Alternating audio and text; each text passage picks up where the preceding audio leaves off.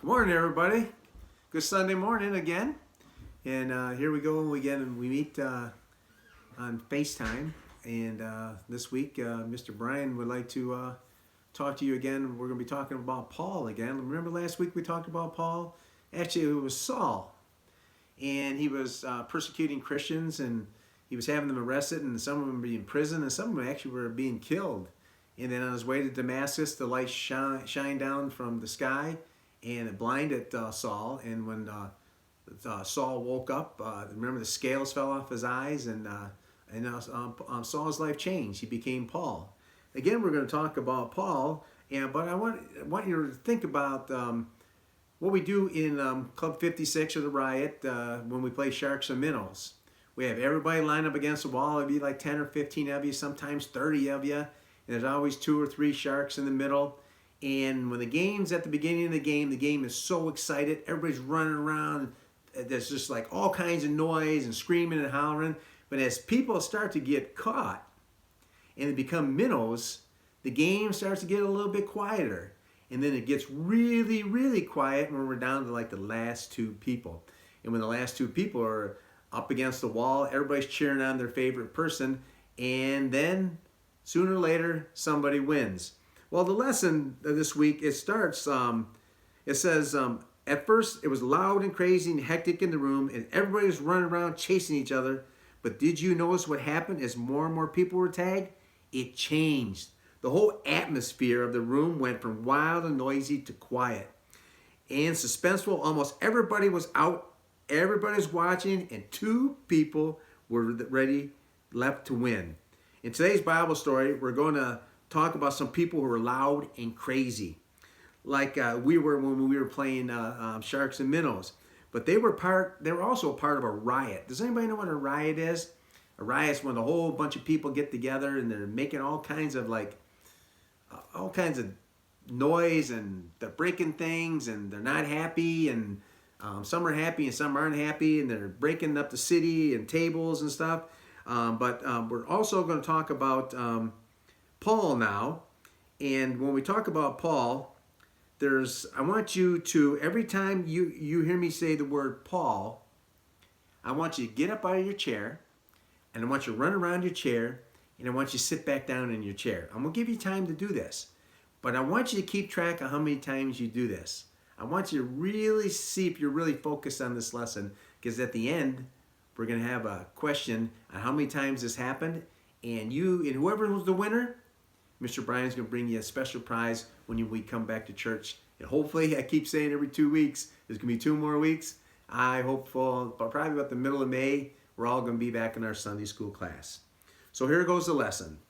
So there was a man. Remember now, when I say Paul, get up out of your chair, run around it, and get back in your chair. And don't forget where your chair is. There was a man who was a great servant of God.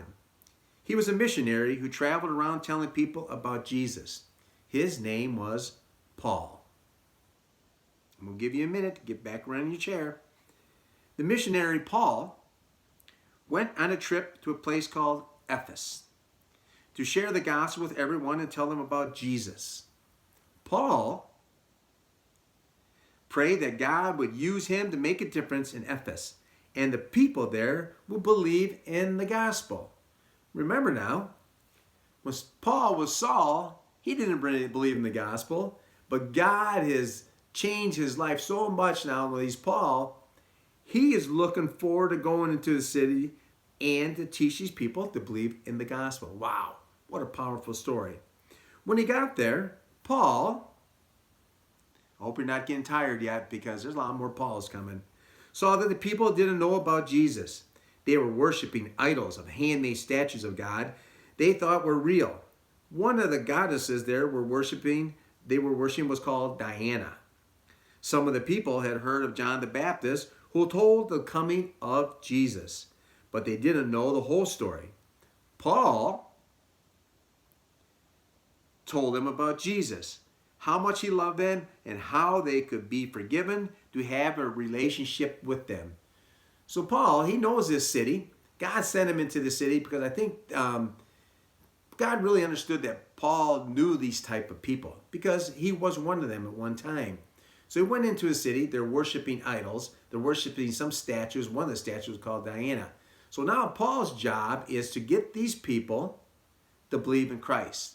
This is like a challenge that you and me have in our lives. Our goal on this earth here is to bring believers to Christ. It might not be so dramatic as Paul's, but in our own special way, if we stay focused on our task, we can also bring believers to Christ. Paul, yep, you got to get up again, run around, stayed in Ephesus and worked and taught people about Jesus for 3 years. Isn't it amazing? He didn't just go into the city for like a weekend or a week or 2 weeks. He was there for 3 years. And I think one of the reasons why he was there for 3 years, he built a relationship with these people. They start to like really get to know him, and they really were watching his life, how he was devoted to Christ. And it took 3 wonderful years of hard work and prayer, but God's plan is now working through Paul. When the people in Ephesus heard about Jesus, some of them gave their lives to him. Wow, this story is really getting exciting now. Now they're starting to give their lives to Christ. The people of Ephesus, called the Ephesians, became Christians, and God changed their lives radically. You know when he says radically? Radically is like something that's like radical, man. See, these people, they were just living a life of sin. They're worshiping statues and idols. And now their life is changed for God. That is radical. Instead of using magic books and worshiping idols and doing things that dishonor God, they turned away from those things. Their lives were completely different once they followed Jesus. They threw away their magic books and burned them. The total amount of books burned added up to 50,000 pieces of silver. That is a lot and a lot of books. Paul, yeah, I know you're getting tired, but we're not done yet, was so happy because this was a big, extreme change. More and more people listened to Paul and believed in the gospel. Many lives in Ephesus were changed. There was a man in the town named Demetrius. He was a silversmith. Excuse me. Demetrius' job was to make statues or souvenirs for people to buy so they could worship the goddess Diana. People came to the temple of Diana and bought these statues to take home with them to remind them to worship Diana. Paul, that's right, get up again. Never thought you were going to have to work out so much in Sunday school class, but you know what? You've been raining around for 5 weeks. Think we're all getting lazy. This is good for you. Okay, Paul told everyone that the real God is not a man-made statue or idol. The people of Ephesus believed him, and so their lives were changed. Now, listen to what happens now, though. Demetrius saw that when Paul, that's right, Paul, preached the gospel of Jesus, all the people who used to buy his statues stopped buying his statues. Demetrius gathered all his friends who were also silversmiths and told them if they didn't do something to stop him, they would all be out of business real soon. Paul would drive all of them out of business. If the people stopped buying the statues, the silversmith wouldn't be able to make any money. So you know he's not really happy with Paul. He's not making any money. Nobody's buying anything from him. So now he's probably a little angry right now. Demetrius and his friends got very, very angry. They started shouting and yelling, Paul! Paul heard the shouting and wanted to go see what was happening, but his friends told him to stay where he was safe. See, Paul's friends in the city knew if he went in there when they were angry, they might stone him or kill him. So they said, you stay back where it's safe. The shouting continued, and more people joined in. So many people gathered in the temple, shouting and yelling. That had turned into a riot. It was hot and crowded and loud. Many of the people who were yelling didn't even know what they were yelling about. They were just doing it because everybody else was. The crowd shouted and yelled for 2 hours. You ever been with anybody and shouting and yelling for 2 hours? Wow. Imagine being in a room with a baby crying for 2 hours. Whew, that would drive me nuts. Finally, the city clerk came and made the crowd be quiet. Paul was able to get out of Ephesus unharmed. but he kept in touch with all his friends there who were believers. Paul knew this was just the beginning of the big change that God was doing in the people of Ephesus. Wow, that's awesome. You guys did a great job listening. But you know what? The story's not over yet. We're going to keep going here. As it says right here, I bet you were tired from all the changing seats. Yeah, here, well, Mr. Bryan got ahead of himself, but I bet you were all getting tired of changing your seats and running around. But how many times do you think you got up out of your seat and went around in a circle? I know the answer, and I'm going to ask you again in a couple minutes. See if you count it right. So here we go. A couple simple questions. 5 of them. Well, maybe 6. What business was Demetrius in? What did he make? That's right. He was a silversmith. He made silver idols. What did the people buy this? Why did the people buy the silver idols? That's right. They remind us of what was the woman's name? They remind us of a Diana as a souvenir. Why was Demetrius angry with Paul? Because what? Because people weren't buying his idols. What kind of books did the people throw away? The devil's books. What are they called? Magic books. And why did Demetrius and his friends start a riot? They started a riot because they were angry because they wanted to get Paul out of the city, out of Ephesus. So, how many times did you go around your chair? Mr. Bryan has the answer. If you said 14, you're a winner. 14, you're a winner. And then when we come back to Sunday school here in a couple weeks, I'll give you a prize. It could be 10 of you. All you have to do is say, hey, Mr. Bryan, I was a winner. I had 14, and I'll give you a prize. So we're almost done now. Now we're going to talk about God is number one. And this is where you get to be really loud. So if you're watching this with your brother or sister or your parents, it's your turn to be loud.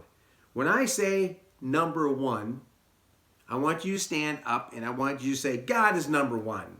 So when you hear me say, who is number one? Stand up and yell, God is number one. So here we go. I want you to yell, God is number one, as loud as you can. We're going to have a contest.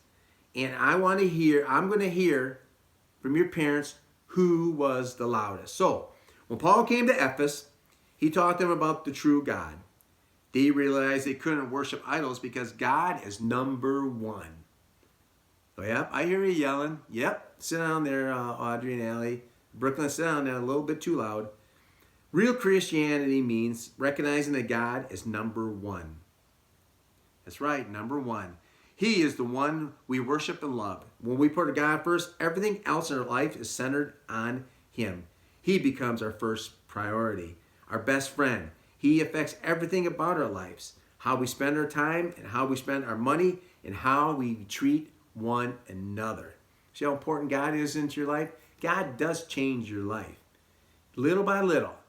Over a period of time, sometimes it takes 5-10 years for God to change people's lives. Sometimes it happens real fast.